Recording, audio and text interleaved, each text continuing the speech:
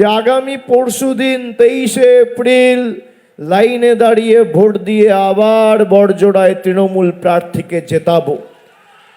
আমি আশা করি জয়ের ব্যবধান আগে যা ছিল এবার অন্তত পক্ষে 30,000-এর বেশি ব্যবধানে বড়জোড়া থেকে তৃণমূল জিতবে।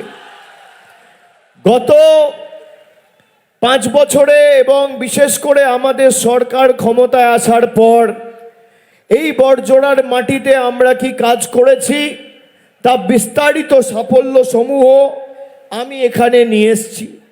কতজন গত 2 বছরে বাংলা আবাস যোজনায় বাংলার বাড়ি পেয়েছেন, কতজন মায়েরা এই বড়জোড়া গঙ্গাজল ঘাটি 1-এ বেলিয়াতোড়ে লক্ষ্মীর ভাণ্ডার পাচ্ছেন, কতজন খাদ্যসাথী পেয়েছেন, কতজন কৃষক বন্ধু পেয়েছেন, কতজন যুবসাথী পেয়েছেন, কত কিলোমিটার নতুন গ্রামীণ রাস্তাশ্রী আর পথশ্রীতে হয়েছে। আমি বিস্তারিত তথ্য এখানে নিয়ে এসেছি।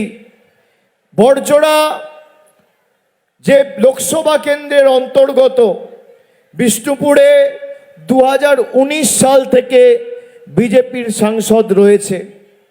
ওদিকে সোনামুখী থেকে শুরু করে বিষ্ণুপুর, কতুলপুর একাধিক জায়গায় বিজেপির বিধায়ক রয়েছে যারা ডবল ইঞ্জিন সরকারের কথা বলে। আমার চ্যালেঞ্জ, আমি তথ্য নিয়ে এখানে এসেছি, যদি বিজেপির কোনো নেতা কোনো কর্মী আগামী দিনে যে কোনো মঞ্চে দাঁড়িয়ে দুদিকে দুটো মাইক থাকবে, একটা আমার হাতে থাকবে আর একটা বিজেপির নেতাদের হাতে থাকবে,